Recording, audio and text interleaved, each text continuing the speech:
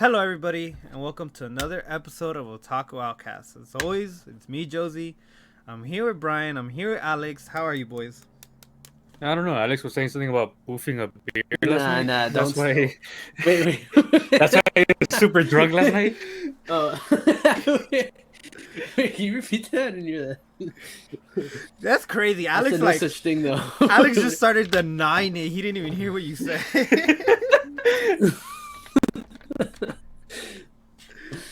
Things get out of hand. Yeah, Alex was telling us, he's like, "Oh yeah, I got super drunk." I was like, "Oh damn," and he's like, "Oh, I'm boofing, bro. Yeah, Boof the beer. I guess whatever gets you drunk the fastest, I guess." I think I'll be dead. Try that, dude. I can barely handle liquor as it is. pretty lightweight, I'm not Brian gonna was lie. okay after he My tried boy it. said liquor. Josie, you've been trying it? Fuck, dude. I You're a wild clearly, one too, dude. I clearly said Nah, Brian you was said, okay. You said I try it. No, I said Brian was okay after he tried it. Nah, you said I tried it, bro. You're like, Brian, I've tried it. Trying to make us let everyone know you tried it for sure. I would try it. bro. What the fuck? I try it once. I'll try it one day. One day. Just see what the hubbub is about. What all college frat boys are doing. Oh man. Uh, Well, how are you guys? I've been good. It's been 2 weeks. I've had an amazing 2 weekends. Brian, I got a question for you. no. I don't want. You know How what? I don't want about them Cowboys, Brian? It's fine. As long as the Packers are out, I'm fine. Guys. You know, just because there wasn't an episode last week and the Cowboys happened to lose to my Niners, no correlation. Swear, that's not the reason why there was no episode. I promise. It may seem that way, but that's not why.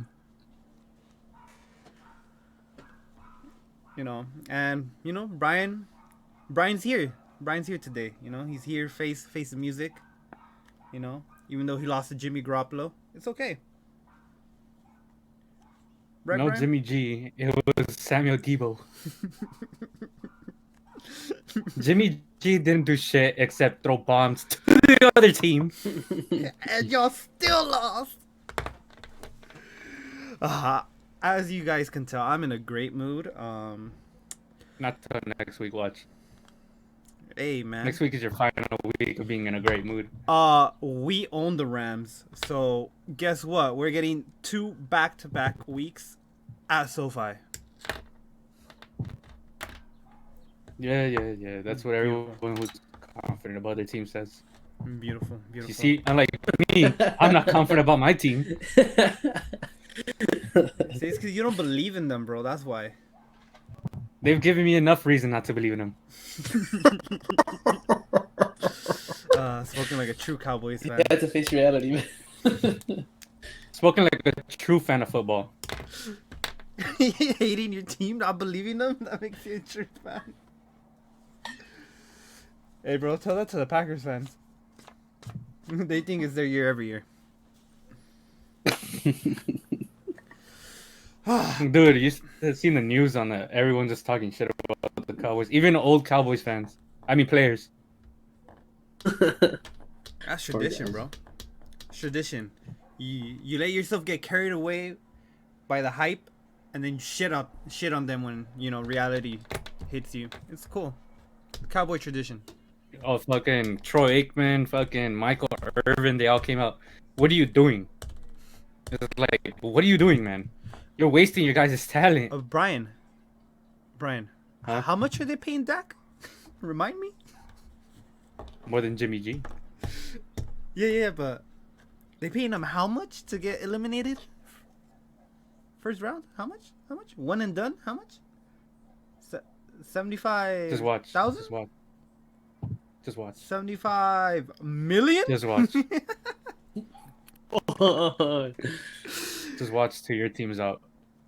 He brought that bag though, win or lose. He don't give a fuck. He's still getting paid at the end of the day. That's money I'll never see in my life. Oh man. Okay, enough football talk there. I'll leave you alone, Brian. There. Whoa. How was your guys' week besides that? Anything interesting happened? Or how was your 2 weeks? I went snowboarding 2 weeks ago. Oh yeah, I saw that. That was fun. That was a lot of fun, dude. It's nothing like skateboarding. I used to skate a lot as a kid, but it did help, like balancing wise, at least. It was a lot of fun. Very tiring though. You need to work out your legs tough to be able to snowboard. I would recommend it if you've never been snowboarding before. Definitely try it, but just be prepared to fall a lot because damn, dude, the next day my wrists were like they're done. I'm used to it, right? Nah, dude. Like when you skate, you could throw your board away, right, and fall pretty good. But in snowboarding, if you fall, your board is strapped to you, so it was definitely not fun falling. I don't know. It was pretty easy the first time I tried it. Bro? Yeah.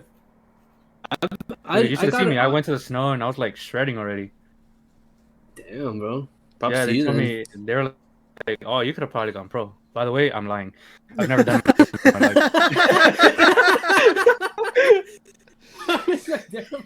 Me too. I was like, "Oh shit, he was a that easily." I was like, "Damn." The next Shaun White. That's literally what I was thinking, bro. I was like, I was picturing you with a carrot top. I should have sold it a little bit more, taking it on for a little bit of a ride. Yeah, I was like shocked. I was like, damn, dude. Like it took me a couple of tries down the hill before I was able to get it. I should just throwing the. To get it. I should just throwing the fact. Yeah, dude. I just watched it and I was able to do it. And the guy's like, "What the hell?" Oh man, you actually got me there. I actually believed you. Dude, I think I've done that. I've done that to someone else. I forgot what I was saying, but I was like, "Yeah, dude." So, I forgot what we were talking about, and I was like, "Oh yeah, dude." So I was doing this and that, and then you're like, "Oh, for real?" Yeah, dude. You want to know a little bit something about it though? I was lying the whole time. He's like, "What the fuck?" Dude, I believed you. You have a serious voice, dude. I know that's. No, that shit comes out. The worst part is like he can keep a completely straight face while saying it too. So he'll fool you in person. I believe it. No fucking way right now.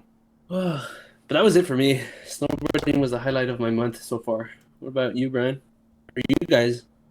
Not much. Oh, what Joe's you know? He's having a blast with football. Brian, what were you saying, bro? What were you saying about my goat? This is scripted at this point. What were you saying about my goat, bro? This is scripted, bro, and there's no way. This man is the motherfucking GOAT! The NFL is rigged. I've always known it, but I still believe. Wow. Okay. There's no fucking way, dude. Yeah, there's no fucking way, dude. No fucking way. All right, let's get into the anime. I don't care anymore. That is crazy. Bro, you're gonna tell me like no. This is scripted. Everybody was calling it on. I'm actually like a little mad that fucking I'm not watching this game right now. I don't care. All right, yeah. Let's get into it. Okay, well, done. We've been saying it for a while, so as you can tell from the title, we're gonna be giving our recommendations for what you guys should be checking out this year. We're each gonna give 4 series. And honestly, most of these aren't exactly new. These aren't series that are gonna start airing or start being published in 2022. But these are some series, some newer and up and coming series that we feel you guys should definitely check out. I know Alex is gonna bring up a couple of movies. Mm-hmm. And hey, man, honestly, I feel like we don't get enough anime movies. So any films that we get, you should go check out, because I feel the more people go watch these movies, the more movies we're gonna get, and the longer they'll be in theaters. Because the average anime film is only in theaters for like a week. Like Damn. like Belle just released, and it was only in theaters for a week. I think To Sing You a Harmony comes out in theaters tomorrow, and it's only gonna be in theaters for a week. There's very few theaters that actually show them, at least here in Los Angeles. Yeah, and I think the only anime film that I've seen last in theaters here in LA at least, longer than a week, was Demon Slayer. Yeah, that one was running for a while. But yeah, I mean, how about I start us off, guys? All right. Go for it. Okay, so again, these aren't necessarily shows or manga that are gonna start this year, but they are definitely something that I feel you guys should check out. And I'm gonna start off with a little series called Spy Family. Spy Family is getting an anime adaptation this year. I think next season, actually. And for those of you who don't know what Spy Family is, which if you don't know what Spy Family is or is about, then I'd be a little shocked. You must be living under a rock. But you know what? Fuck that. Let me just tell you a quick little synopsis, right? Fuck, I pulled up the synopsis on my anime list, and this shit is a little long. Okay. Alright, so I'll try to read this quick. For the agent known as Twilight, no order is too tall if it is for the sake of peace. Nah, you know what? Fuck this. I'm not gonna read this. Okay. Nah, I gave I was up. expecting it to be like a full. Nah. The first sentence. No. All right, so Twilight, right? The series revolves around Twilight. He's a top agent for his country, and he gets assigned a mission in which he needs to investigate a politician named Donovan Desmond, right? But the only way he can get anywhere close is by going through his son's school, right? The politician's son's school. In order to do this, he needs to get a fake family, right? For his mission. You know, he's a single, he's a spy, right? So he doesn't have a family, he doesn't have any loved ones. It's just him on his own. But to complete this mission, he needs to get a fake wife and a fake child. So he starts off by adopting a child, right? He goes to the little orphanage, and that's when he comes across Anya. Anya is a special girl, you know, to say the least. She has the powers of she's an esper, right? She can read people's minds. And since she's able to read people's minds, when Twilight, you know, comes across her, you know, Twilight's thinking in his head, oh, you know, I need to pick out a good kid for this mission. And since Anya can read his mind, she's like, oh, you know, I have to get adopted by this guy. Right? Because she's a little girl, so she thinks it's really cool. She's like, oh, you know, it's a spy. You know, I want to have fun. Let's see what this is about. And using her mind reading powers, she's able to like give Twilight all the answers he wants, you know, to seem appropriate for his mission, right? So one thing leads to another, and he ends up adopting her. After he adopts her, he has to go look for a wife, right? So in comes Yor, right? Now Yor isn't a typical wife, as you can fucking expect, right? Spy dad, Esper child. She happens to be an assassin. and one of the best assassins, right? Her alias is a Thorn Princess. And by pure coincidence, she happens to like bump into Lloyd. And Lloyd needs a fake wife, right? And Yor happens to need a fake boyfriend slash husband, right? Because she has her own things going on, right? And she needs to pretty much deceive people. Spy Family takes off from there, and it's just pretty much a story of like this fake family, slowly, little by little, like coming together as they discover, like, you know, the beauty of being a family. And, you know, Lloyd has to complete his mission. So since Anya is the only one who knows about the mission, she tries her best, right? Because you know, he has to infiltrate through the school. It's a hilarious story. Like, it's very, very heartwarming. Anya's like the cutest fucking shit ever. Like, I very rarely do I ever get the feeling of, oh, must protect, and Anya's one of them. Brian, I know for a fact you can co-sign me on this. She has like the funniest fucking facial reactions. Yeah, she does. Fucking memeable moments, dude. Those shits are funny as fuck.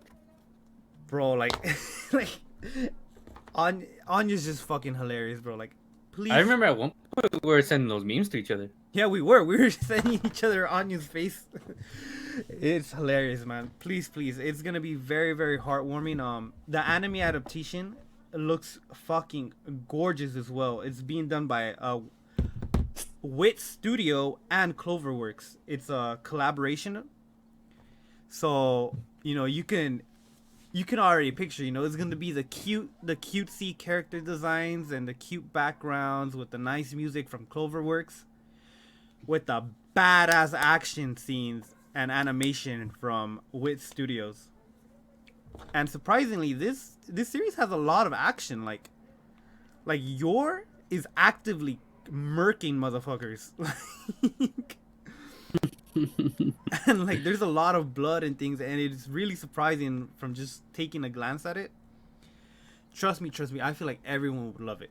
Please watch Spy Family. It starts this spring. Yeah, I remember when the manga started up, I think you told me to read it. I think it was you. Yeah, dude. Bro, just from off of chapter 1, it was just crazy. It's crazy good. Didn't we actually talk about it on the first episode? No, was it the first episode? I remember one of the beginning episodes we talked about it.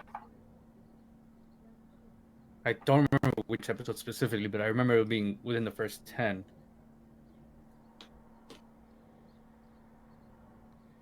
Wait, can you? Yeah. What the hell? And I was like, "You're so quiet." I'm like, I thought you were gonna say something too. No, I just saw the score. Yeah, dude. Yeah, but I remember when the manga was coming out, the chapter drops were inconsistent, right? Yeah, they were a little inconsistent. I don't remember how often they would drop though, because I don't remember they would like drop 1 and 2 chapters, or 1 chapter and then be gone, or 3. But then I think as it was getting popular, they started to be more consistent on what days they dropped the chapters. Yeah, I think at first they're pretty much like trying to figure it out, but now it's bi-weekly, so every 2 weeks. There you go.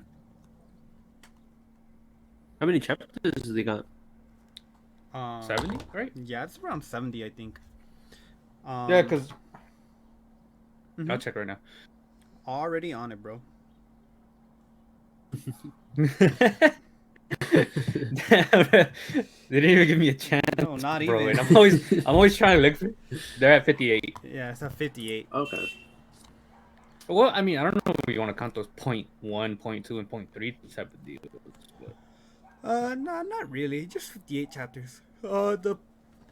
Every now and then, since it's bi-weekly, like on a week that there's no new chapter, they'll just draw like an illustration or like a mini little extra chapter that's like 3 to 6 pages long.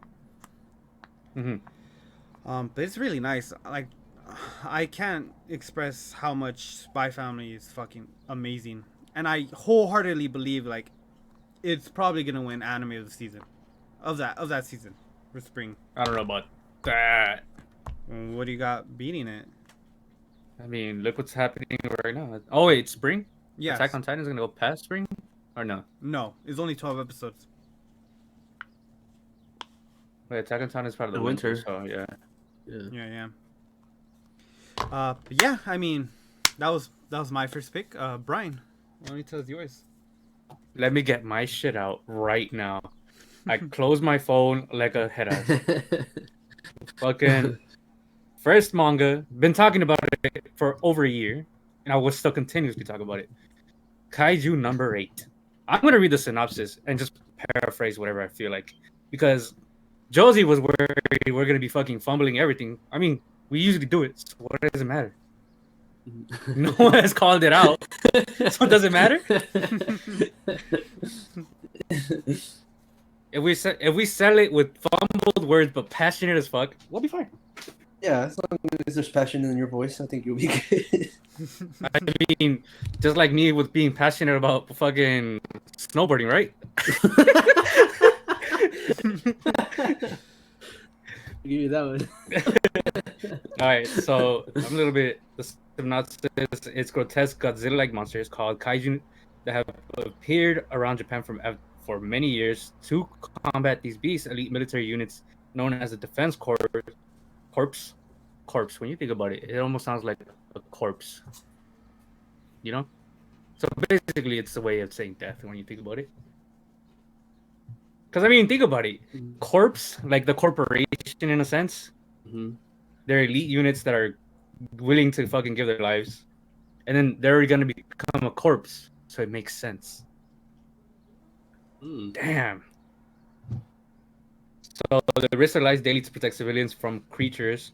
Sweepers, the people that do the cleanup, and the main character is a sweeper, but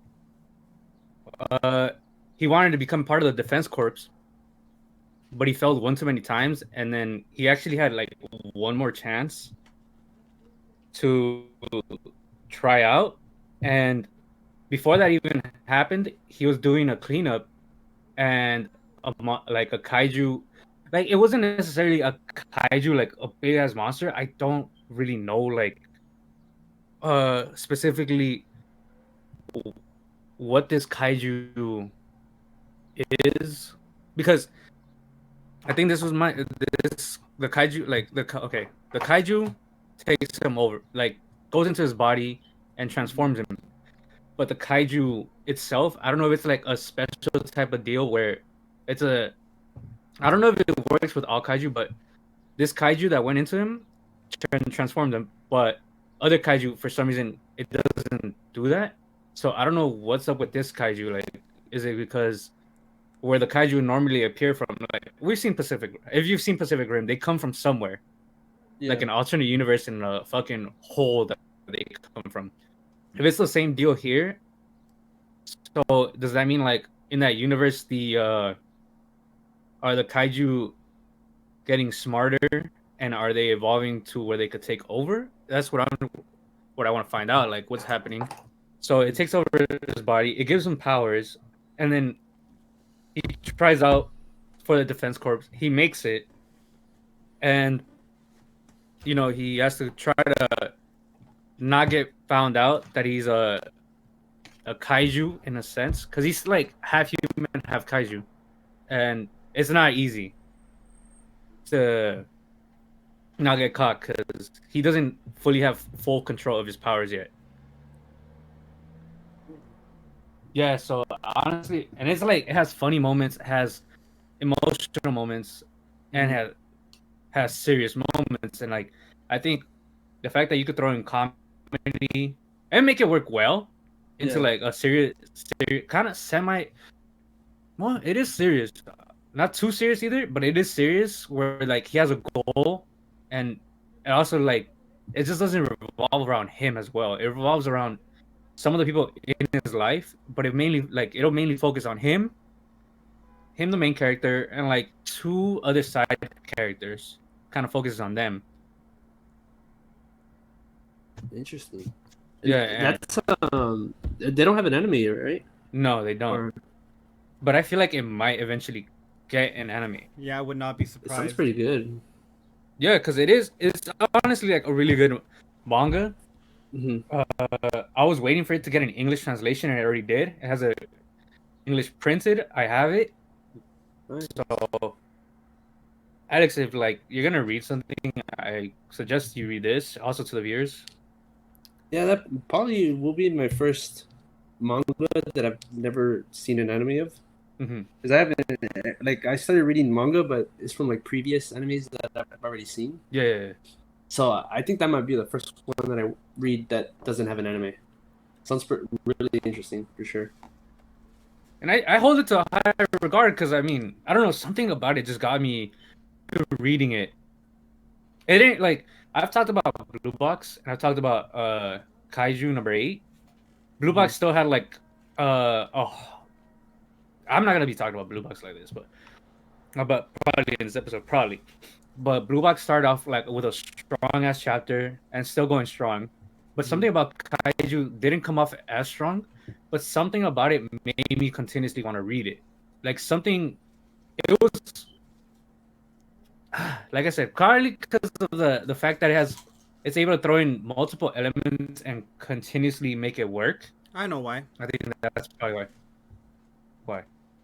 That lolly tsundere. No, that's your favorite. What are you talking about? No, I know that's why you liked it. Oh, dude. Oh, bro. You gotta like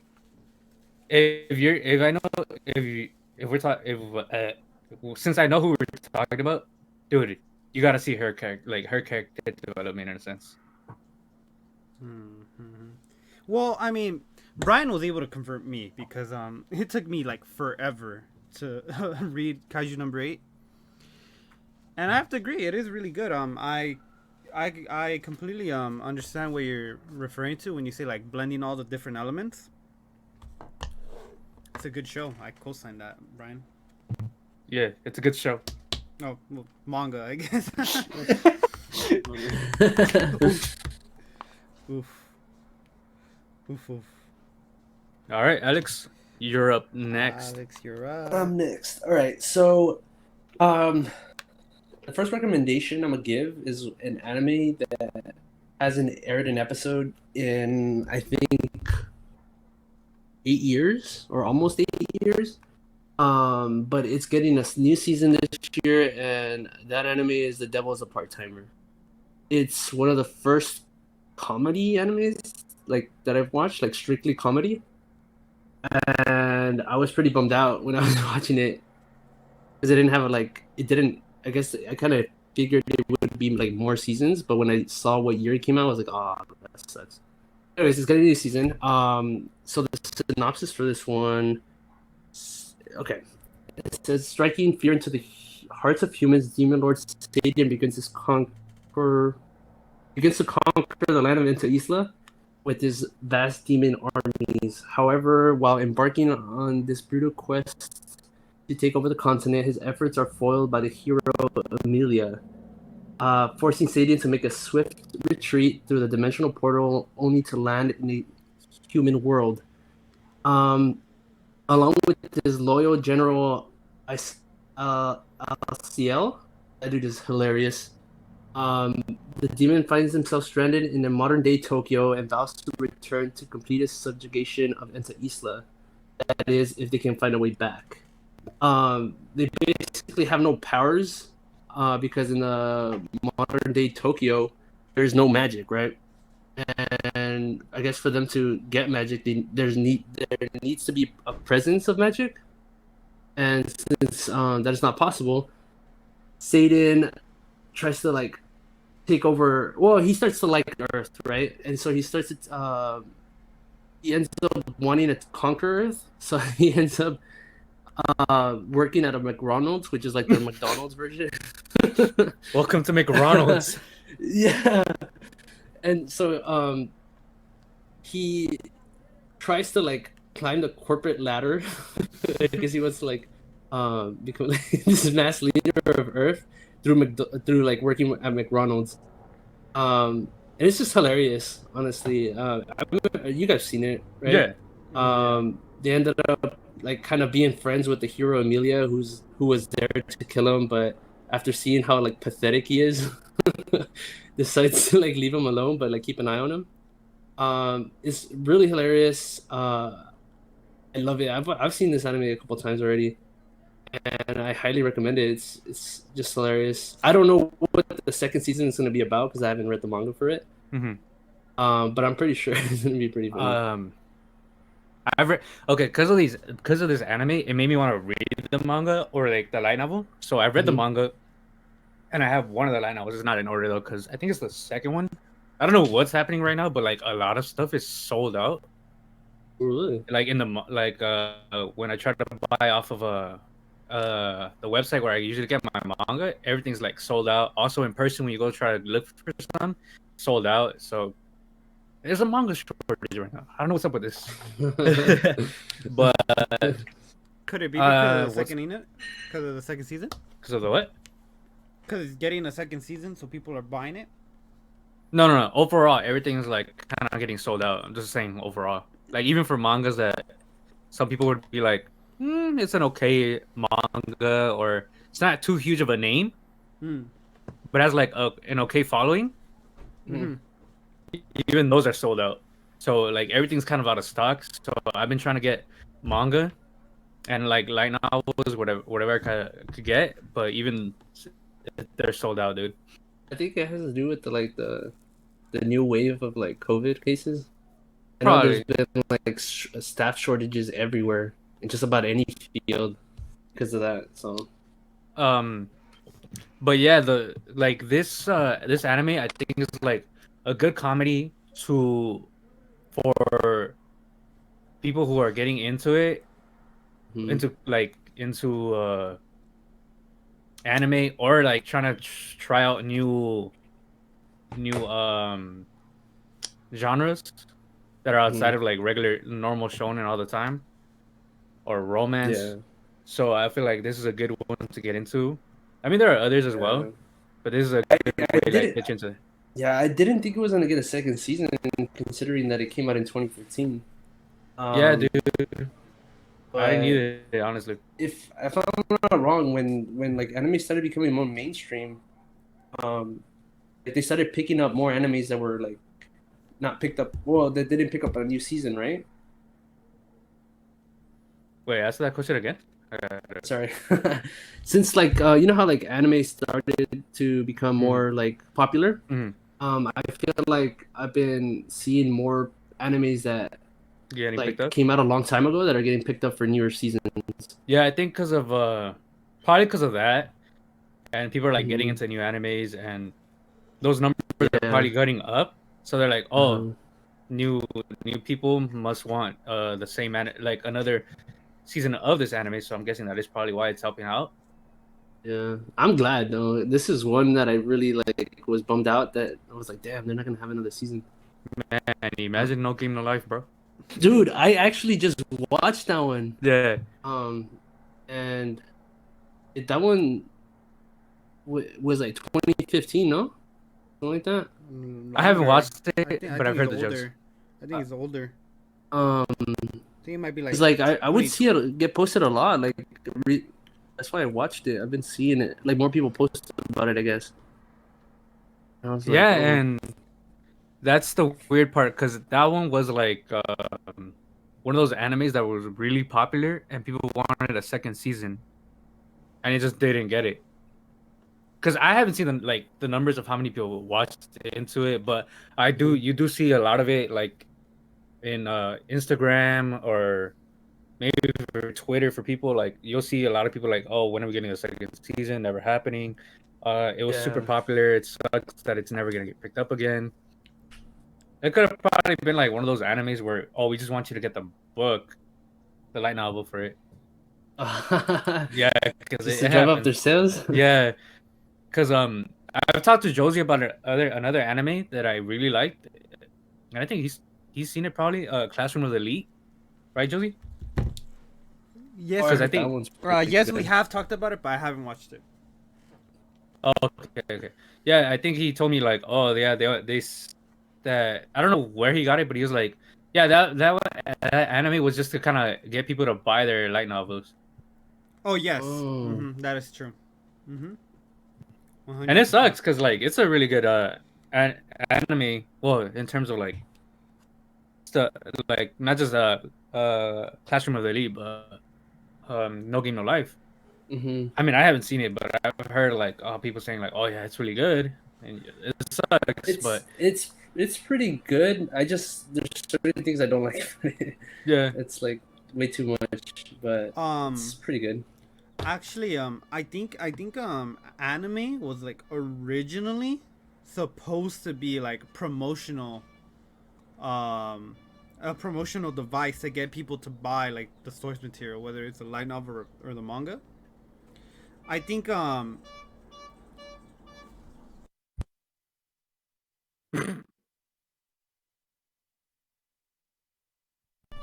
No, that's from my side. Or... no, that's for me. Oh, okay. I was like, I was trying to look for the guy. That's interesting. I didn't know that anime was like supposed to just bring set like people to buy their like source material and stuff like that. Makes sense, but just imagine just like every anime or every manga just gets one season of an anime and that's it. Yeah, dude, that would suck, bro. Like, That you, would- yeah. imagine how many people fucking want to see the second season, but like, oh no, bro, didn't you know? We only do 4 seasons of animes here. That would be a cruel world to live in, honestly. It's like, yeah, manga's cool. Like, I recently studied like, cause at first I'd never understood. Well, it's not that I never understood. I guess it was just like, I prefer to watch the anime over like reading manga. But I started like actually getting into reading manga, and now I see why so many. Well, I don't know where I was going with that, but like reading manga is pretty fun. I'm I trying to get mean, at. for some people, I It's not understand. that bad. I understand why Mhm. they don't read manga. It's because Yeah. some people are like, yeah, I just can't like, I just can't not understand it. I just can't see myself because I mean, when you see manga to anime, manga is just like panels without the Mhm. actual motions of it, and people in the anime it gives you the whole motions, and people like seeing that. So it's Yeah. understandable as to why people, would be not Hesitant, like right? yeah hesitant to it or like not too into manga. I mean, yeah, it's not doing the actual motions. You kind of have to use your imagination a bit. Mhm. So I get it. Yeah. Grow up. So read a book for once, dude. Like the... I was about to say that. Alex is like, read? What am I, a nerd? Dude, it's like one panel to the next. It's not that hard to put together. Like, Yeah, oh, it's he's gonna swing a sword. Don't worry. Like, do you have to use that much fucking brain power just to connect? Oh shit, he's gonna do it. Exactly. Yeah. All right, the All right. Elotero left, so I What's your, can what's your unmute. second pick? Oh, actually, before that, I want to finish my point because I know I went quiet out of nowhere because I had to mute my mic because of the fucking Elotero. Yeah, it wasn't until like recently that there's been a shift where like anime is the main focus now, and like anime is where the money's at, and that's because of things like Demon Slayer and Jujutsu Kaisen. Because I mean, thanks to Demon Slayer's anime being so big, it was the #1 most sold manga for 2 years in a row. Damn. But because anime is mainstream now, because manga still isn't mainstream, it's not. It's not, yeah. We're getting things like the Mugen Train being the highest grossing film of 2020. Just things like that. I don't think it's a coincidence. COVID definitely helped, but I don't think it's a coincidence.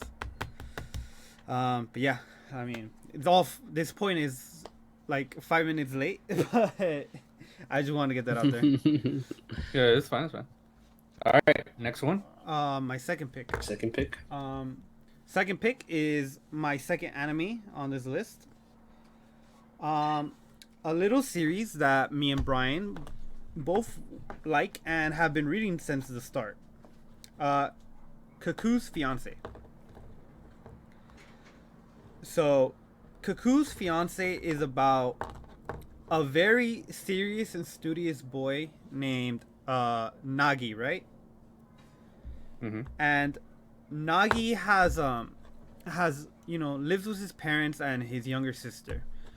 He's very serious, quiet, always studies, very diligent, and he's the complete opposite of like his family. His family are super loud, rude, abrasive, right? He does not get along with it. But the reason for that being is because as a baby he was switched. He was switched at birth with another child. So, that family, that loud, abrasive family he grew up with, aren't his biological family. So, one day, he finally gets a chance to meet his real family. And on his way there to meet his new family, he comes across this girl named Erica, right? Erica's pretty much what you would call like Instagram famous. She's like an influencer, super big on social media. And after spending the day with her, he finds out that, she's left home. She pretty much ran away from home because her parents are forcing her to get married, right? Granted, they're like, what, Brian, like 16, 17? No. Like 15, 16, I think they're in their first year of high school. So that would be 15, yeah. So they're 15, right? So I'll check right now. So, obviously, as a 15-year-old, I don't think you want to be forced into marriage. So she ran away from home, right? Later on that day, Nagi comes to find out that Erica's fiance is none other than him, himself. And that Erica is the baby that he was switched at birth with. So Erica is actually the biological child of the family he grew up with. And he's the biological child of the family Erica grew up with. And, the reason why their parents decided to arrange a marriage between them is so that they would truly be part of, like, each other's family. Since technically Nagi isn't, like, legally or blood related family to, to the people that he grew up with. And the same thing with Erica, right? So the parents came up with this brilliant idea of, let's just marry them. They're the same age. That way they can still be part of like our lives, and they'll get to know like their true biological child. So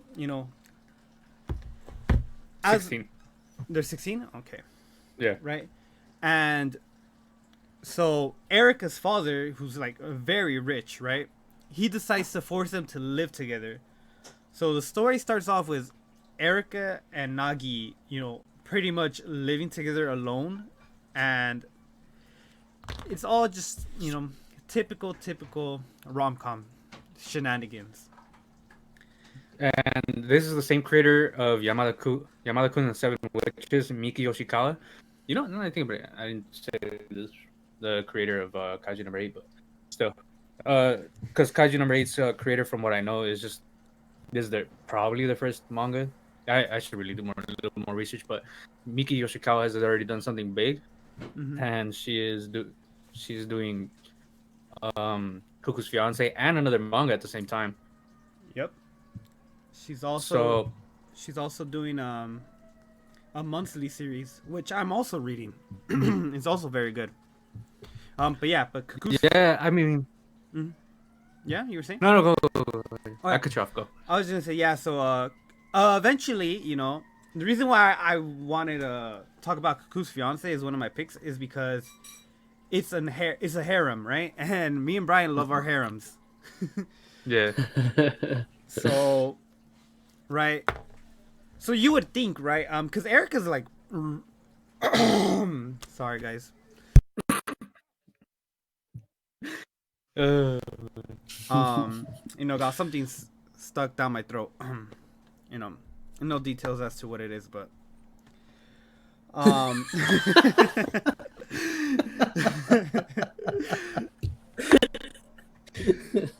had to say it before one of you guys did.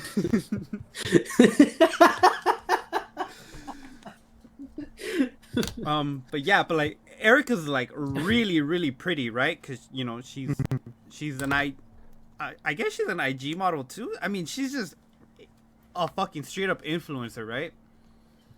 And Yeah, she's she really is. pretty. So, you would think that, hey, you're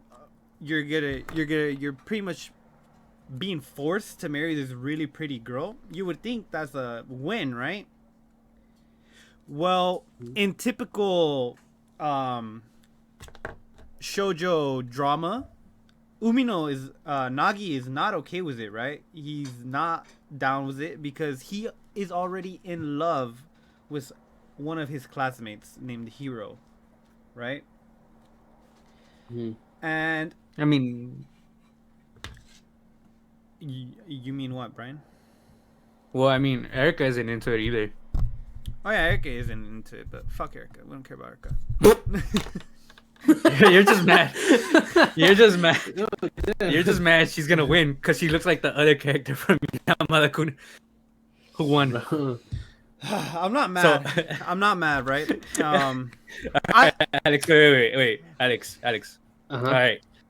So the last manga that the creator made, the character who, like the girl character who won the last series, the new series, the girl from right now who got switched, Erica, she looks like the last main character from Yamada-kun. So I'm like, bro, she looks exactly like the other one. She's gonna win. You can see it from here. I can see it from a mile away, bro. And then Josie goes for Hero. I'm like, why? You're losing a battle already, dude. Look, Always the main girl. Well, in most cases. Yeah, exactly. She's the main right? girl? Yeah, she's the main girl. Right? Yeah. Well, there's 4 girls currently, right? Who knows if there will be more down the line? No wait, there's not 4 girls. Oh yeah, there's 4 girls. Yeah, 4 girls, right? Yeah. And the sister also trying to get him? Yes. So, all right. So let me explain Sachi's situation, right? Just real quick, right? So that way you guys can get through your list too, right? So there's Erica. There's a Hiro, his classmate, who he's had a crush on for a while now. A childhood friend who won't be introduced into season 1 of the anime. And last but not least is Sachi, his younger sister. Well, technically not his younger sister, right? But they grew up as brother sister. Yeah, because they're not blood related. Sachi is actually Erica's younger sister, right? And they look practically identical. Except Erica has longer hair and Sachi has like short bob. So it's a little weird, right, with Sachi because he still sees her as his little sister, right? Because they grew up together as brother and sister, right? But eventually, like after they come to the realization that they're not blood related, and Erica comes into the picture, like Sachi starts to like awaken feelings for him. And it's very, very weird because I don't know how to feel about it because, like, I know they're not blood related, but that's technically still his little sister. And it's just weird because I like Sachi. Like, out of the 4 girls, Sachi's probably, like, my favorite of the characters, but I don't want them to end up together. Because it's a little weird. I don't know, man. Japan's just obsessed with the whole Emoto thing. They're obsessed with the little sister. It's culture thing. Yeah, that's For sure, worrisome, I bro. guess. I mean, I'm used to it. I'm desensitized to it by now. I've seen way too many series, you know, Yeah. Eromanga Sensei, There's that other one. What is it? I was gonna say, Oremo. Oremo? Yeah. Your Right. favorite one of them all? Still can't get through season one. That's sigh. But yeah, I mean, it's funny. Like it's very funny. Like I Yeah. really like their art. Like the mangaka's character designs are very distinct. I want to say like hmm, uh it's kind of hard to say because we've seen like other mangaka who have shown a lot of detail. You know, like Boichi. no, I So- meant distinct as in like if you see Oh, like, one of their characters, you know it's by them. Yo, no, Yeah, yeah. like a distinct art style is what I meant. Oh, my bad. Yeah. All right, well, yeah, you could say it's distinct.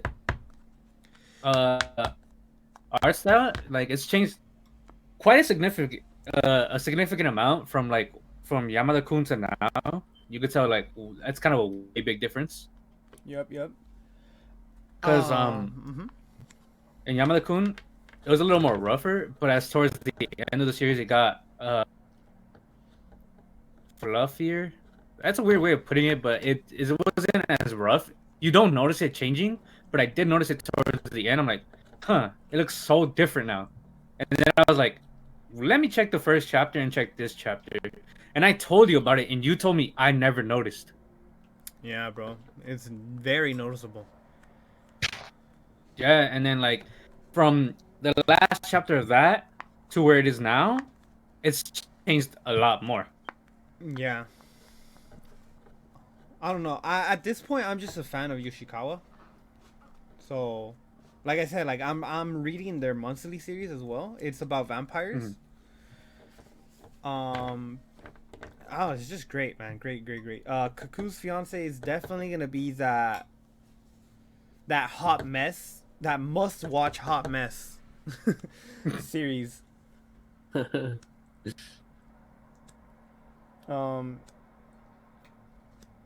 And yeah, I mean, it starts airing in a week. January 29th, first episode drops. So keep a lookout for that, everyone. Yeah, enough about harems. Take it away, Brian. All right, I guess. Next on my list of manga. Oh wait. I'm recommendation- wrong. I'm sorry. It doesn't start airing January 29th. I read something different. Continue. I just wanted to say that. My bad. Go, Brian. Go. All right, so this is a new upcoming manga. Hopefully, it does good. I feel like it's pretty. I think it's good. I like it for some reason. Don't know why. Still trying to figure out. Like, it's not bad. The writing is pretty interesting, and I like it. I like the. All right. I like what's capable of happening. So it starts with the name is Ayashimon. The mangaka is Kaku Yuji. I've never really read anything by Kaku Yuji. Oh, never mind. What am I talking about? It's Hell's Paradise. Yeah, so and then Hell's Paradise is getting an anime this year. I read Hell's Paradise, by the way, this week or last week. Yeah, like last week. Not. Oh my gosh, I shouldn't get off topic, but good read. I think it's something you should read, but that's not what I'm talking about today. So Ayashimon, it's years ago. So I'm gonna read a little bit of the synopsis. Years ago, the death of an infamous Emma Syndicate chairman who united all those below him led to numerous individual Yakuza groups being created. These groups are filled with Ayashimon, supernatural creatures possessing various powers who now lurk in the shadows of modern-day Japan. Main hero Maru Kaido, inspired by his favorite manga heroes, has spent the majority of his life ruthlessly training. He has become so strong that no business will hire him and no martial arts organization will accept him. But just as he is like getting towards the end of his wits, he encounters a young girl named Urara, a Yakuza head fleeing from an enemy group. Though Ultra Urara tries to chase him away because of his status from a regular human being, Maru jumps at the thought of an exciting fight. Now, in the midst of a new world filled with individuals wielding power abilities, Maru feels that he cannot return to his old boring life. Thus, he decides to join Urara's Yakuza group. So, basically, as it was saying, like, it's about the Yakuza, but the Yakuza aren't necessarily humans in this world. Because usually when you see Yakuza, they're always going to be humans a majority of the time. But in here, they have special powers, and they're just trying. Like, all of them are fighting. All right, so the head of the Yakuza died. Now all the Yakuza groups are fighting within themselves to get to the top, to be the next head, and all of them are going to try to be taking out each other. The little girl is actually connected to a little bit of a spoiler, but she's connected to the top of the head. That's actually her father, and she's like hidden, and she wants to make her way to the top. And it's gonna be hard because if she once she starts to come out, people are gonna try to aim for her head. I mean, the people are already fighting within each other, but if you take out the head's family, last blood, then there's no way anyone's gonna give it to her, no matter what. And she's just by herself trying to start something from the bottom, rise her way up. And I think that's kind of like why I kind of like it, because I mean, starting from like clawing your way up, and I hope like it does good. Maru, he's had kind of like a fucked up background, because his father used to beat him, and he's always inspired by like manga characters. He wanted to be a hero. He wanted to be strong, protect and all that. He got strong enough to beat his father, and then he kind of like was looking for fights, for more exciting fights, to like keep on getting stronger. But within the average human, he's past the limits of the average human. Even probably beyond even beyond the freaks of nature humans, like people that have insanely good strength within the normal human realm. But he's already past that. He's stronger. And honestly, people like right now, there's like, I was searching it up, and there's like an article saying it's just a rip-off version of One Punch Man. I don't know about that. I mean, that's kind of a hard thing to say, because One Punch Man beats the shit out of everyone, no matter who they are, human with one punch. Maru, in the other sense, just within humans, he's able to beat them, but he struggles with like Yashiman. Well, I wouldn't say struggle, just because I mean, there are Yashiman that are still pretty weak, but there are ones that are stronger than him by a lot, and he still fights them, and he's not gonna beat them easily, because he already got to like one fight with one of them, and he's like he had kind of struggled. Well, actually, there's a couple fights before he goes into the struggle one, but I mean, you can't necessarily say, "Oh, it's the same thing as One Punch Man, just ripped off with a little bit of a twist." No, well, I mean, yeah, you could say, I guess, within the strength, but if you're gonna end up struggling, then it's not the same. And One Punch Man, that fool he doesn't struggle at any point. Like Saitama doesn't even get injured at that point. Nope. And in Maru's case, he is actually getting injured. Well, do you think they say it's a ripoff because of like everything else? Like, how? Because like when I think of One Punch Man, I don't think of Saitama anymore.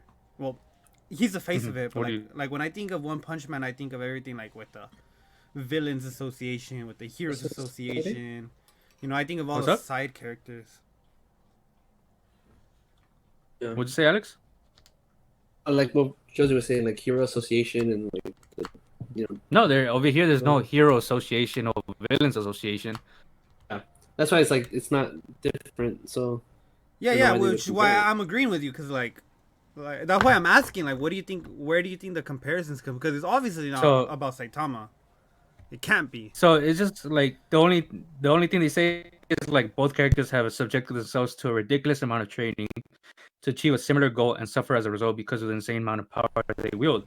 But the thing is, in One Punch Man, he's like no one could stand up to him, and in this case, they are able to. There are some.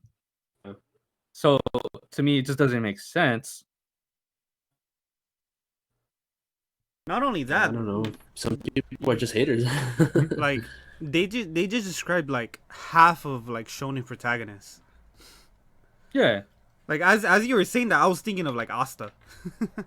Yeah, I don't know. They're I don't know what they're smoking, bro. I mean, they also say like, okay, I could get because eventually he starts getting kind of annoyed of fighting regular people because they're like he sees them as weak. But Saitama overall, he's not able to stand up to anybody. Nobody's able to stand up to him, my bad. So I don't know. It just doesn't. To me, it doesn't. I don't really necessarily see anything. Like I guess you could say the fact that he's like stronger than everybody else, yeah. But if he's gonna still struggle, I don't think so. Saitama never struggles, so it doesn't make sense to me. I don't know. Some people are just their own answers to it. And like honestly, I think it's really cool. But let's see if it continuously goes. Because I mean, Is we've that a all manga seen or an anime? manga right now. Oh, okay. Because I mean, we've seen like people that have made good mangas and their next manga doesn't really work out for them. Yeah. But hopefully this one does. Because I mean, bringing the fact in that it's Yakuza, but with them not Yakuza have never been like normal humans. It's pretty dope. That's what I think, and I hope it works out. I think people should read it. If they don't like it, then they don't like it, but I do. Interesting. I'm compiling a list of manga to read, so I already got 2 from you. All right. And from Josie, I think. Josie, nothing. Yeah, I understand. I'm pretty good at it. I've only talked about anime. What the fuck are you talking about?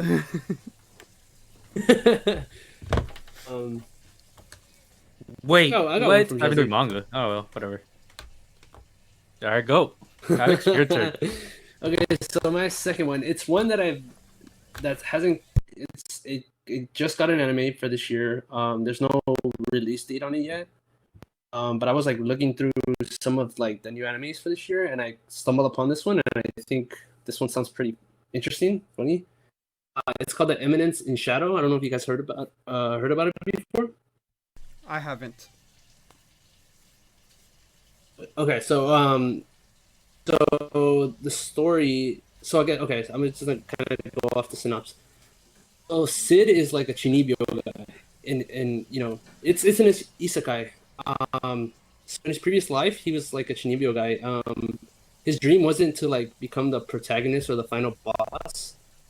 He wanted to like lay low as a minor character until like his prime time came, and then he would reveal himself as like the mastermind. So he would like train every day. He would train practically every day. And then one random time he thought he stumbled across magic, but really he just like ran to like a bus or something. And he got reborn into another world. And it's like world of magic. So it kind of like feeds into his like vision, I guess. And it's Shunibyo? But I mean, he's reborn into it, so I guess like he's set out to live like his to the fullest. He was Shinibyo in his old world, but now he's like really like a guy who can use magic, and so now he has like an overactive imagination, and he jokingly like recruits members to his organization and makes up this whole backstory about an evil cult that they need to take down. And it's funny because like although it's imaginary and he's telling these people about it, in that world there really is an evil cult, and they all like the people he recruits all know about it but him. He just like he's thinking like he's living imagination when he really is like he doesn't know that he's actually like setting up to fight that evil organization. It's meant to be like a comedy, and action, and I find it really interesting and pretty funny. Wait, From what I've heard about it so far. wait. I have a question, Alex.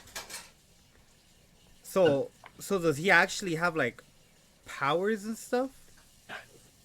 Yeah, he does. And he doesn't realize. He's born into a world where he realizes that he has powers, but so he's making up the story that there's this evil organization that has to be taken down. Him knowing that there actually is one that has to be taken down. So the people he recruits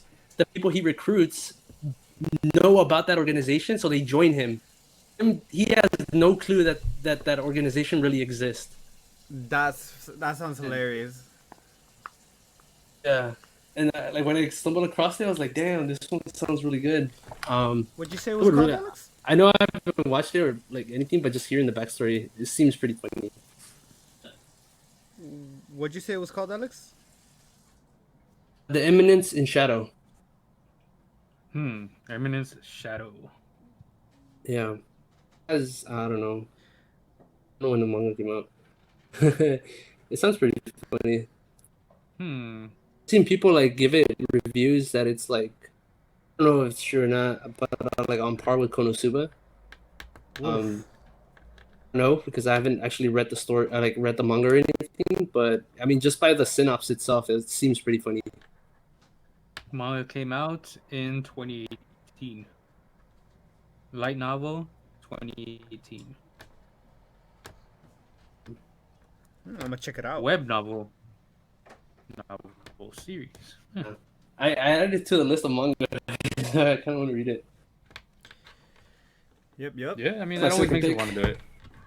I don't know what it's gonna come out sometime this year. Just no date yet. I'm looking forward to it. Yep. You convinced me. I'll probably give it a watch. Read. Go on, Josie. Let's see. You got. All right. So, time for the big guns. All right, everyone. For everyone listening, these are the two manga that I really want people to check out. These two are newer series. They're both under 100 chapters. They're probably like two of them by far the most exciting stories that I'm currently reading. Every week I'm just dying for the next chapter. The first one I'm gonna talk about, I actually talked about on that, lost episode. I went on about it for like about half an hour just for nobody to ever hear the episode. So this is my second crack at it. You'll probably notice that I'm already getting really excited. I really like this story. So it's called Dandadan, right? Dan, right? Dan. It's an occult series, right? So it's a supernatural comedy, sci-fi action. It's just packed full of like great things, right? So the story is about our two main characters, right? We're first introduced to Momo Ayase, right? She's pretty much this really rash, reckless, loudmouth girl, right? Who has like terrible luck with man. She but she's like obsessed with like the occult, right? So she's obsessed with like ghosts and spirits and old folklore tales. And one day she comes across this really nerdy boy getting bullied, right? So she protects the boy, right? She stops him from getting bullied, and the kid gets like I guess an affection for her, right? Because like he doesn't have any friends, right? And he's never been protected from bullies before. So he gets to start talking to her, and one thing leads to another, and he eventually like tells her that he's really, really into like UFOs and aliens and things of that nature, right? So Momo tells him that she doesn't believe any of that. She thinks that it's all like BS pretty much, right? She doesn't believe in UFOs and aliens. She thinks it's all a bunch of mumbo jumbo. So then he gets offended and he starts talking shit about the things she believes in, right? He's like, oh, well, ghosts aren't real. There's no such things as like yokai and spirits and things like that. So both of them being very proud and very stubborn people, they challenge each other, right? Momo decides to go to this abandoned building where there's supposedly a lot of UFO sightings. And Ken, the boy, he goes to this tunnel where there's supposed to be like this evil spirit. And as it turns out that there is aliens at that abandoned building and there is an evil spirit at the tunnel, right? So they were both right. And one thing leads to another, and they're both, being chased. Like she's being practically abducted by aliens while he's getting like attacked by a ghoul. And I don't want to go into too many spoilers because I really, really do feel like people should go into this like pretty much blind with as little information as possible. But the story pretty much revolves around Ayase and Ken dealing with these aliens and dealing with these spirits, right? It has some of the like cleanest art I've seen in a long time, like and I mean seriously clean. Like the character designs are fucking amazing. Like the character designs for these aliens and these spirits are so fucking creepy, dude. Like legitimately creepy. Like the first chapter I was like, yo, what the fuck am I reading? Like this seriously felt like some of these character designs for these aliens and ghosts feel like there's something out of like a horror manga. And the writing is very, very good. It's fucking hilarious, but it's also like very heartfelt. Is that a good word, Brian? Like a good way to explain it? Like I'm thinking of when we get like the backgrounds, the backstories for like some of these spirits, right? Like Silky Queen. Like Yeah, I mean, it gives you an understanding of like what their background was before they became ghosts and why they why they still kind of stick around sometimes. It's very reminiscent of like what Demon Slayer does with the demons that Tanjiro kills. Yeah, that's what I was thinking too. It kind of shows you in a way. But yeah, but like Brian, like, what do you think of the character designs? Like, the character designs are so fucking good, bro. Like, yeah, I actually like the character designs, especially with I don't want to say too much about it, but especially with some of the combinations of stuff happening later, a little bit later into it. Yeah, I definitely. Oh, and these guys got drip. Like, yeah, they got drip like, when that happens. I'm not gonna lie. I'm not even lying. Like, they actually have drip. Like, the author clearly does their research for closing. Like, I think we've talked about it before, but like the author of Rent a Girlfriend, like, he's constantly like reading fashion magazines to get like outfits for their characters. Tatsu, they do the same thing. Like, they do the exact same thing. Like, you can fucking tell. Like, it literally looks like these characters get their outfits from like teenagers at a fucking mall. Like, just, I don't know, dude. Like, it is very, very good. And man, I cannot stress enough how much everyone would enjoy it. It was very surprising to me. Brian said that it was surprising how much he liked it. And this is one of those rare series where I can easily see it getting an anime adaptation within a year. It is slowly starting. Yeah, because I mean, it's starting to get some popularity. Yeah, like it's picking up steam. Like more people are starting to pick it up, and for a good fucking reason. Like I really don't want to get into spoilers. Like trust me, like there's so much more I want to say, but because it's better to go in blind, I'll just leave it at that. Dan the Dan. Oof. Oof, oof, oof. Yeah, it's actually a really good manga. You told me about it. I was like, all right, I'll read it. Never read it, and then I just decided to read it one day, and I'm like, hey, what do you know? It's actually good. And then how you can't say like I don't listen to your recommendations. Yeah.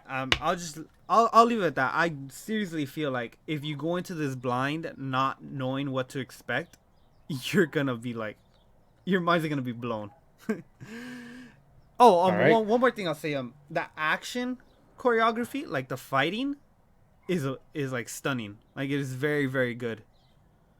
And some of the powers that are shown in the series are also like not only interesting, but the way they use them is very clever. Mm-hmm. Yeah, there. Enough about Dan the Dan. Take it away, Brian. All right. So it wasn't planned to go like this. I thought we were doing manga first, but looked like animes first.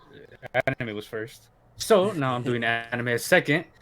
So I picked an anime that people should watch, and hopefully get the second season. I picked 86. It's a weird title. It's just 86, and then like right next to it is the spell like the spelled out version of it. So, damn the fucking. All right. Well, the synopsis is like really long. So, all right. According to the synopsis, according to the Republic of San Magnolia, which is the main empire that you're going to be seeing, there's an ongoing war against the Giadian Empire. Has no casualties. However, this is mere propaganda. Giadian Empire is automaton, and if people don't know what automaton is, it's just robots the whole time fighting. Like any robots that are able to move uh by itself without like well, it hasn't really been shown yet, but they're able to move without kind of without someone commanding them, basically. What and to continue to the synopsis, while the silver-haired Alba of the Republic's 85 sectors live safely behind the walls, those different appearances are interned in a secret 86th faction known within the military as the 86. They are forced to fight against the Empire's autonomous legion under the command of the Republican handlers. So the 86 are people that don't look like the Alba, and the Alba are white-haired people with blue eyes, white eyes. Don't remember. And so they're mistreated. They're sent to war. They don't have the 86 don't have a chance of like really a fair chance of being treated the same. So if you're born like into being an 86, you're going to war basically, and they're mistreated. They don't like the people from the inside of the nation don't really know what's happening outside. The only ones that do know are the people that are fighting air quotes the war, and the 86 are just mistreated. They're used as tools basically, and that's the way they live. They know they're gonna die. Like there's no point of trying to live, but they're trying to be better than the Alba, because they go to war knowing they're gonna die. They could have like just die and let the automaton attack the Alba, but they don't want to be just like them, so they try to be better than them to continuously move forward and fight for them. And honestly, there's like one person that really tries to fight for the 86, and it's the main female character. She she comes to realization that without really knowing, like without really noticing it herself, she's kind of treating them the same as others, but not as bad. But she's still treating them kind of the same. So she tries to fight for them with them by trying to get them to survive as much as possible, trying to have as many lives, as many people to yeah, yeah, basically live. And it's the struggle you'll be able to see that I feel like is really awesome, that she's trying to make the change. People are like always trying to put her down, saying you're a fool, why do you even stand up for them? Well, I mean, her father kind of showed her the way of that, but she's making it come true slowly. And I think it's really interesting, and I think it's a good show to watch. I watched the first season, I think, and it's really good. That's a good recommendation. Yeah, it is. I think it's because of you guys. You guys were telling me, like, oh, you should watch it. I'm like, I was bugging you Alright, for I'll a watch it. minute to watch it.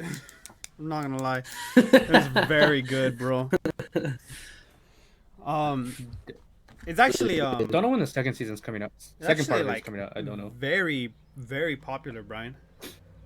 Yeah, Which is what surprised Has an me that it 8.2. took you so long. It's got like it's nominated for anime of the year, and I'm not Wow. surprised. It is very good. Both parts, both part 1 and part 2. part 2. What are you talking about? Yeah, Part two? it had 2 cores. What are you talking about? There's only 12 episodes out. Of 86. Yeah. Oh no, he's right. Yeah, there's 2 cores. There's It 2 cores, ended. bro. Wait, is it still going on? Yeah. Wait, what? No, because on Crunchyroll it stopped at 12. No, bro. There's 2 I'm cores. looking at the episode list. The last one came out today. Yeah. Episode 18. Wait, what the fuck? Yeah, bro. It's still ongoing. There's 2 cores. Oh, Oh, no, sorry. it's like 21. The English air date came out the 22nd. Sorry. No. The Japanese air date was November 20th. Oh, it's already finished. Yeah, it's already actually. finished. All right. Never mind. Yeah, there's It's 2 finished. cores. I know. 21 'Cause episodes. I just haven't seen the final episode of the second core. It's in the second core. I don't even know until right now. I looked it up. Ooh, there you go, Brian. You got you got 9 more episodes to go. It says As to No, when, season I don't 2. know. as to when it would get a season 2, I wouldn't be surprised if it's like soon, cause it's doing numbers. I think when I first started telling you to check out 86, I had it might have been around the time when we were talking about light novels. Mm-hmm. I don't know if you remember that episode, Brian. I think I do remember it. It was I think you're telling me you wanted to get into it. Yeah, it was the episode where we were talking about Magical Index. Windex. Magical Index. Oh, I was like, Windex? Yeah. Why are we talking about cleaner? Yeah, I was trying to remember. But yeah, like 86 is one of the most popular light novels out too. So I don't know, man. Hey, light novel adaptation seems to be the way. Yeah, right now. Anything besides Isekai? Yeah. Seems to be going the way right now. Great, Isekai carries that though. great pick, Brian. I'm glad Yeah, because thank you. last episode when we were talking about like our top 5 series for the year, I wanted to talk about 86 because it was really good. Well, now you can. Well, you did it for me. All right. Next. My pick. Okay, so the next 2 I think are gonna be movies. Let's go. First one that I'm gonna recommend for this year, as I'm sure you guys can guess, is gonna be the Fruits Baskets Prelude. It was gonna be episodes, but I found out today it's a movie. Yeah, because I remember hearing about it being episodes too. So I don't know. I guess it must have changed. Yeah, which I'm kind of bummed out about because yeah, like a movie is like 6 episodes in terms of time. So you get more content if it's a season. At least I think. I mean, I could be wrong. What do you guys think? Um, In terms of This, season, let me get to it a little bit, and then, yeah. So the movie is basically a prelude to the main story. It's about Toru's parents and how they met and like basically ended up together. As I'm sure if you guys, I know Brian has seen. I don't know if Josie knows, but Toru's mom used to be biker gang. She was like a delinquent and stuff. And so this movie basically, like how she changed, how his dad really got her to like change her life around, and uh, shows how she became like a really supporting and loving mother to Toru. And, I've seen some articles that it's also going to include like a sort of like where are they now? Like how do I say it? After in the anime, like it ends like after they like move in together or something like that. hmm I guess it's gonna show a little bit of like how life was for them, for Toru and Kyo. After that, after the anime, I guess. yeah, like I Some guess some those partial scenes are like what's happening in between, maybe. Is uh, it yeah. uh, um, and yeah, I mean the Fruits Basket anime really good, so I'm really looking forward to this one. It was out February, sometime in February in Japan. There's no release date on what on like when it's gonna come out here in the States. hmm Uh, yeah. Honestly, I feel like if they're gonna do those scenes in the movie, it's just better to make it a show. But let's just see what ends up happening. The final decision. If the Oh, you final know decision what? is the movie, what? I remember I read somewhere that the one of the, I'm not sure if I'm remembering this right because like I just found out it was a movie today, but I read somewhere that it was kind of gonna be difficult if it was gonna be episodes because of the whole. His dad is a teacher. His mom was a student or something like that, so it was gonna be controversial. So a lot of people were talking about how like they don't see how that's gonna be airing on TV. hmm Maybe that's why they went with the film. I don't know. That's just like that's not an actual like that was I think people just talking amongst themselves. I don't know. That's crazy because like Domestic Girlfriend aired on TV, and that was a teacher, student, brother sister relationship. So, hey man, I don't think that's gonna be a problem. What I'm most surprised about is crazy how Toru's mom already sounds more interesting than Toru. Hey, how about you shut the hell up? She was Yeah? a delinquent. Right on this one, bro. I just playing. I love Toru. I See love what I mean, Toru in the people? sixth. I know what's good and Josie doesn't. All right, listen to me. I love Toru in the 6 episodes I've seen her. Yeah, she's wonderful. The best. Okay, Good for her. Oh, yeah, we're not gonna get to that. But, okay, calm down, guys. yeah, I recommend it. Especially if you've seen the Fruits Basket anime. Check it out. All right, thank you, Alex. All right, Josie.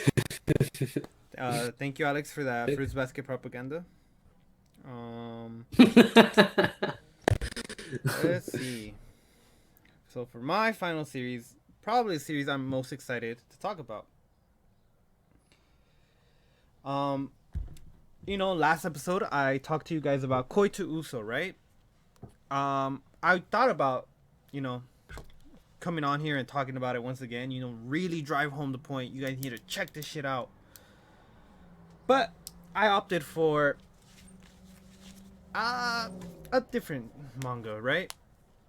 So this is probably one of no, I'll flat out say this is the best manga I'm reading that's under 100 chapters. Zero competition. And it's the story is done by one of my favorite mangakas, right? Aka Akasaka. Most known for writing Kage-sama Love is War, right? So this absolute goddamn mastermind, he's a crack. Like there's no other way I can describe it, you know. Whew. Okay. So Kage-sama Love is War is in probably one of my top 5 series of all time, right? And he decided, you know what? Having one weekly manga isn't enough. Let me have 2 weekly manga. And then you know what he said? He said, let me take it another step. Let me have 2 masterpieces week in and week out. So he only does a story for Oshinoko, right? The art is done by Yokoyari Mengo.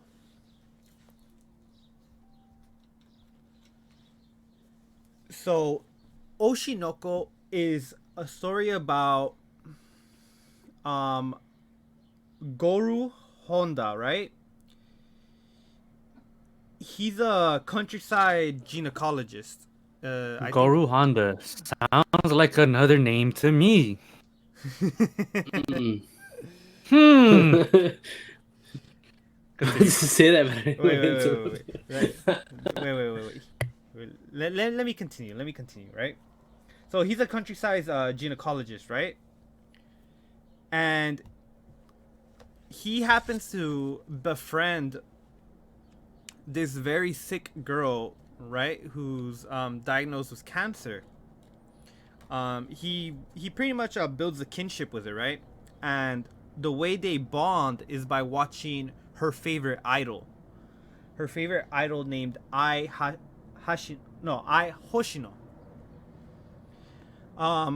By watching Ai together, you know, they form a bond and a really strong friendship. But unfortunately, she passes away.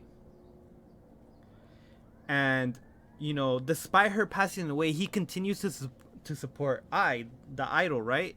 As sort of a way to, you know, like remember the young girl. And also because he actually ends up becoming like a super big fan of Ai. One day, by pure coincidence, Ai decides to go on hiatus from her idol work, right? And he's like super gutted, super disappointed, right? He's super sad. He doesn't understand why she's going on break. But then one day she ends up coming into his hospital, right? It turns out that she's pregnant. I don't know why I said pregnant like that. She's pregnant.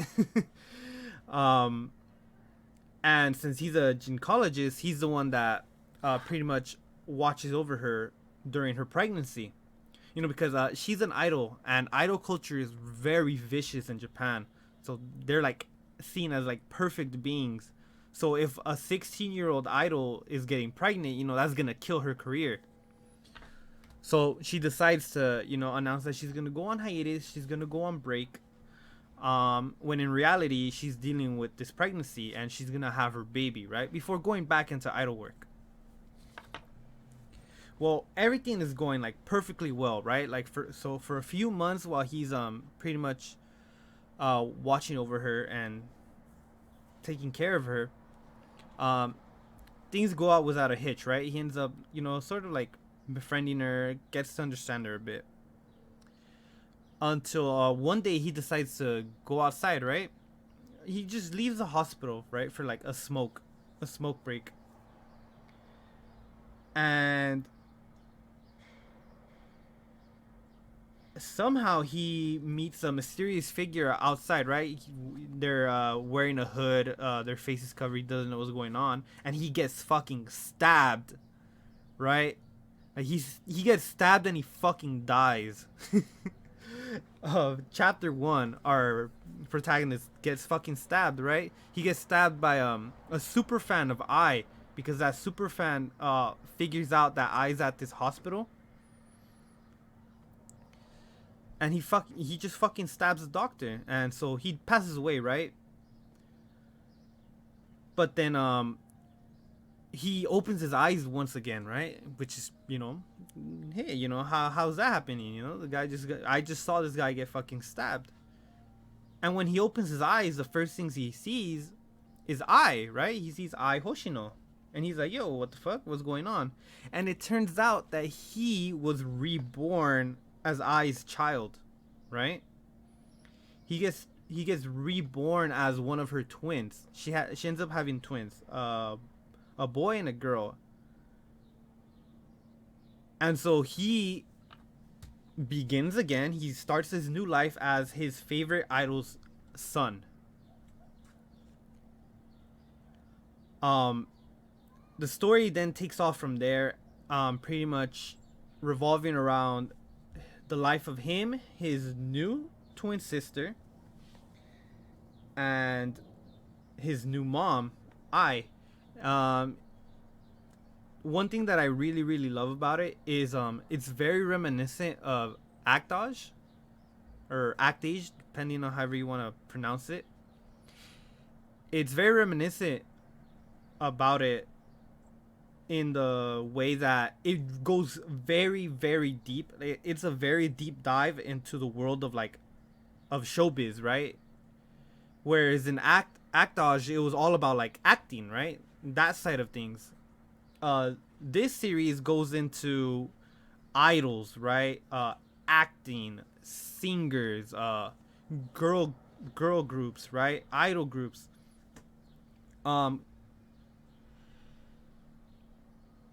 But, it also has a mystery aspect because Goro Honda, he's reborn, right?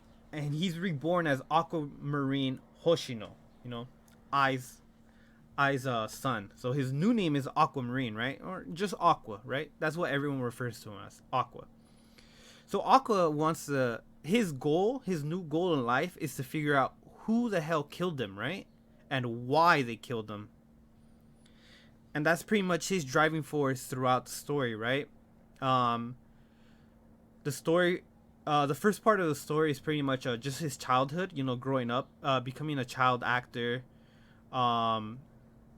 pretty much just like dealing with the fact that he's like fucking an old man inside of a young boy's body. Alex, think Rudeus from Mushoku Tensei. Yeah. And I'll leave it at that because just like Dandadan, the mystery aspect of this story is best experienced blind, right? The only thing I'll mention about the mystery aspect is Aqua's driving force, which is he wants to figure out why he died, right? Like, why was he stabbed, and how is it possible that that fan who killed them found out she was at that hospital, because it was supposed to be top secret, right? Like, nobody knew. The whole deep dive into the showbiz world is really, really interesting, and I really, really liked it, right? Because that's what I loved about Actage, and then when the whole debacle happened with the author of Actage, I was really disappointed. But, almost like fucking miraculously, I get Oshinoko, and Oshinoko pretty much gives me that same feeling.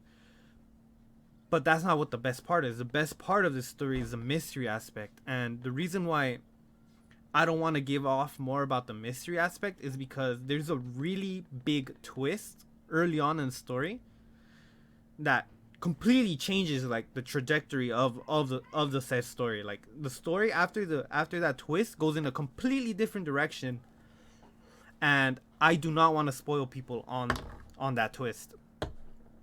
Please go check it out. It is by far the best series, the best manga under 100 chapters that I'm reading right now. And it's a lot. I read a lot of manga. I know we come on and we talk about pretty much like the same fucking, it seems like we talk about like the same 6 series over and over and over. But we actually read, like, I know me and Brian actually read like a lot of manga that we don't talk about on the podcast. I know Alex watches a lot of anime that he doesn't talk about on the podcast, but this is definitely probably one of the best ones. There's a reason why I call it a masterpiece. Like this is. There hasn't been a single bad chapter of Oshinoko, and there are very few manga that I feel that way about. I cannot stress enough how good it is. Like the writing in this story is fucking galaxy brain. Like Aka Akasaka is truly a masterpiece. Like he brings all the fucking great things he does in Kaguya-sama to this story. And please read Oshinoko. Read the first volume. If you aren't convinced by the first 12 chapters of Oshinoko, then that's fine. You know, it's not for you. But I pretty much can guarantee you, like, after the first 12 chapters, you will not be able to put it down. You will 100% catch up to where it's at. It is that fucking good. Damn, someone said his guarantee. I am willing to fucking put anything on it that. Oh, actually, never mind, because, you know, there's, you know, I don't like Fruits Basket, and everyone likes Fruits Basket. So there are odd people out there. I was about to say something crazy. But yeah, please check out Oshinoko, everyone. It's fucking it blows my mind. It blows my mind every week, and I know it'll blow your mind. Yeah, take it away, Brian. You continue. All right, my next anime pick to watch out for. Hopefully, it gets like. I mean, it's still kind of like far from being, more or less like far from being done. I don't know how many episodes it's gonna go for. Hopefully, it gets a second season. Is Ranking of Kings. Ooh. Ranking of Kings. Synopsis. The people of the kingdom look down on the young Prince Boji, who cannot speak or hear. They call him the useless prince while jeering at his supposed foolishness. However, while Boji may not be physically strong, he is certainly not weak of heart. So, he's the next king in line. But because he can't hear or speak, people think he's dumb. And they always think he's a fool. And the thing is that people don't know is he's not dumb. He's just really kind, but he's able to understand things. And it's kind of a little weird because in the story, he doesn't well, like, he's deaf, but he's able to make out what people are saying. Because, like, later into the episode, like, he goes through the town being laughed at, and he kind of ends up crying later. So that kind of shows you, like, he's able to understand what people are saying about him, even though he can't hear. So I'm guessing he's really good at reading lips. Well, I mean, I think if, like, you're walking through a crowd and everyone's laughing and pointing at you, I think you'd get the message. No, but sometimes, like... Oh, no, I know. I'm just cracking a joke. I get what you mean. Yeah. Missed the joke on that one. But he's, like, really mentally strong because he's able to handle, like, the bullshit that goes through towards him. I don't want to give out, like, a lot. Hopefully I don't. Is he a king? But no, he's a prince. Oh, his father is the king. Mm. But his father is, like, insanely strong and everyone looks up to him. Mm-hmm. They feel safe knowing that he's the king because he's, like, the strongest man in that in the world. Damn, he's just like me. Continue. So he's, like, in his shadow. So people, and the fact that he's not strong, he can't hear, he can't speak. People just don't feel safe of him being the king. And people just make fun of him. Fucking assholes. Dude. And it's crazy because they don't really know, like, the reasoning to it. And they don't know what he kind of goes through. Like, even inside the kingdom, like, even inside, like, I was about to say palace. Can you say, is it palace? Castle? Huh? In the castle? Yeah, in the castle, even there it happens. Well, yeah, even there it happens, and people just don't know. And it's like it sucks because, bro, once they start showing you a little more and more about him, it's like, fuck, this sucks. I've heard it's very sad. Yeah, it kind of is. Kind of is a sad one. It has you. Yeah, It check gives you that the out. moments of rooting for him. Like you want to root for him. You want him to be. You want him to succeed. You want him to be like everyone gives him respect. And I think it's gonna happen, but it's gonna be slow. I have a question. Hmm. Why is it called the ranking of kings? Is it because? There are multiple kings, and the way they rank them is through strength. Oh, okay. So that's number one, right? Yeah. Yeah. Okay, okay. Um, Actually, I have another question. Hmm. When I was voting for the Crunchyroll Awards, you know how sometimes they show you little clips. Yeah. There's this clip of Boji, like dodging Yeah. these fucking snakes, bro, and I want to know what the fuck is going on in that scene. Why is he dodging all those snakes? Why is he surrounded by snakes? That's kind of like a part of his training, in a sense. That's kind of raw. Yeah, and then because of that training, it kind of becomes the part of his fighting style. But I think this isn't too much of a spoiler, but people say that's very like unlike unking like, which is dumb. Dodging? What the fuck? But yeah, That's so cool. it's dumb. Like I just think it's dumb to say like, oh, dodging is unking like that doesn't make sense, dude. If you have strengths, might as well use them.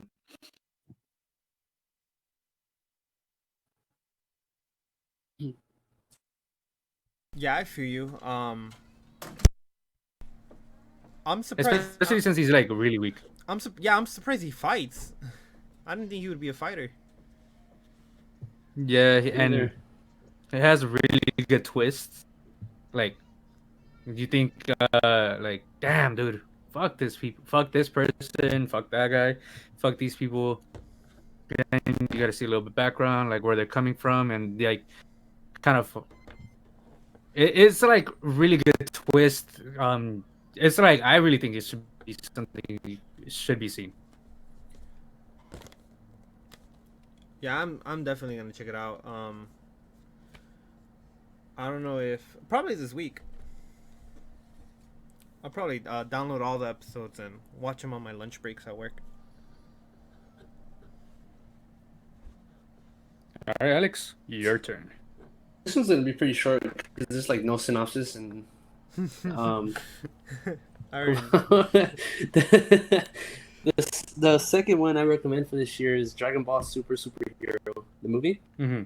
Um, I'll, I mean, I probably don't know. I don't know much about it other than I know Gohan has a big part in this, and I'm excited to see it. I know I was like kind of like hesitant on it at first because of the animation because it's CGI, right? It kind of grew on me. Like I started like I would watch like people talk about it or I see it on Twitter. It grew on me. I'm like super excited to see this, and I mean, I really recommend it. Dragon Ball is probably the first anime I've ever seen, and I watched it when I was a kid. So it's still, it's highly regarded for me at least. I'm kind of hoping this is more just Gohan, Han maybe, because she comes. I mean, she comes out in it too. But I'm kind of hoping they give Gohan like his time to shine, Because in other times it's Goku, Vegeta teaming up, or the other. Well, mostly Goku. So I'm excited to hopefully it's mostly Gohan in this movie for me.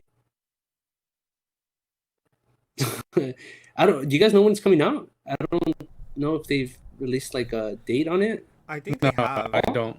I think they released the Japanese date. Gohan goes mystic in this movie. Have you seen that, Alex? Because I remember I told you like doesn't I thought he lost his Super Saiyan abilities when he goes Mystic. He went Super Saiyan in the trailer. So, oh, does he? Yeah, I know he goes Forgotten. Mystic because they like when they were promoting it, when they were promoting the movie, they released his Mystic design, which is which is literally just him without his glasses.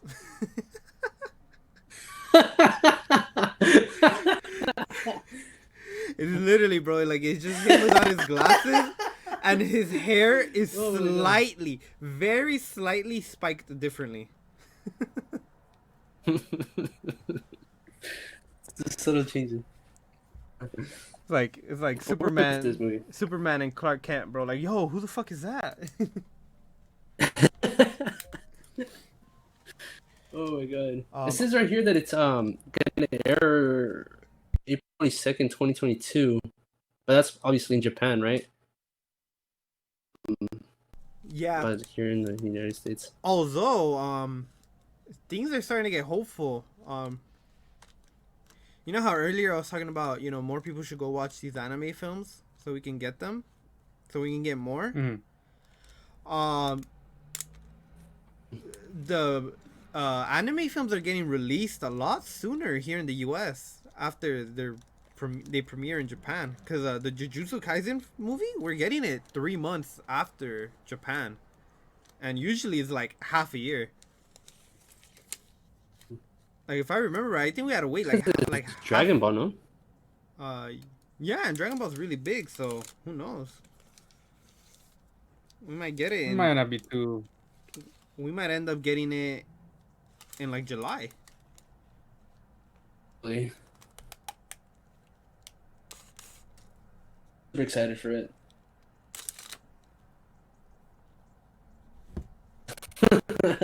Sure. I mean, the synopsis just says like sequel to the Dragon Ball Super Broly movie. That's all it is.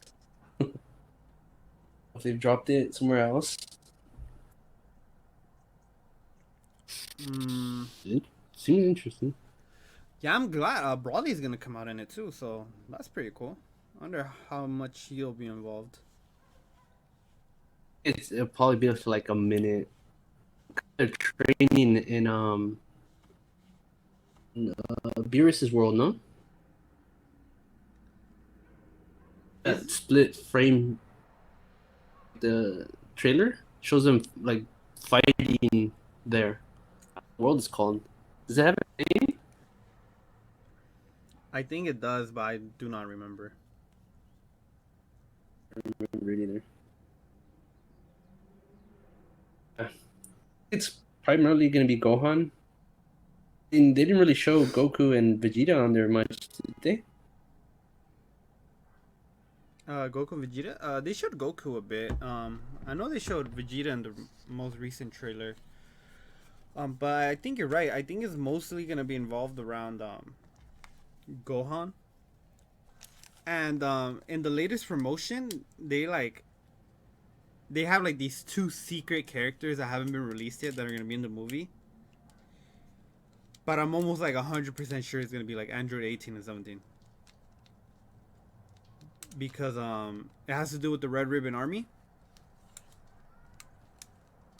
So, the androids are from fucking the Red Ribbon Army, so I assume they're gonna be in it too. Although we haven't seen anything from Krillin, so if we get Android 18 and no Krillin, bro, beautiful. What more can you ask?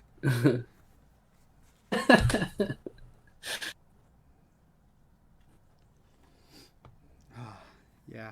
Yeah. I think it's poetic that you ended your list with Dragon Ball. Yeah. Too.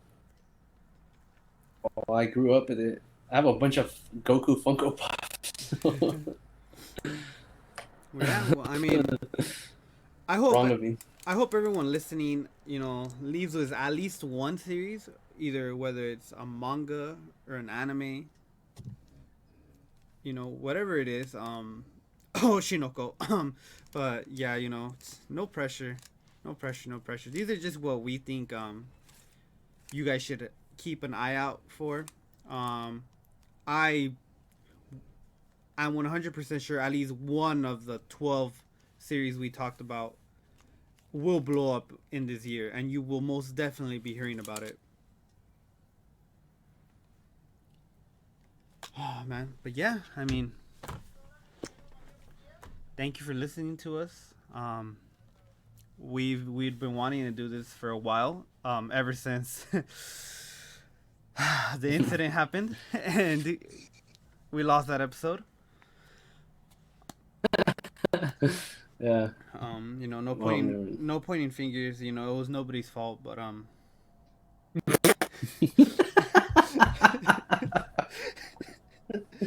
This is the guy who's. but yeah, man. But as always, thank you guys for checking in. You know, if you're on YouTube, like and subscribe. Leave a comment. You know, if you've seen or read any of the series we talked about, let us know. Let us know your thoughts on it. If you have a series that you think we should check out this year, also let us know. But yeah, as always, man, we'll be seeing you guys next time. Have a good one. Tell your friends about us too.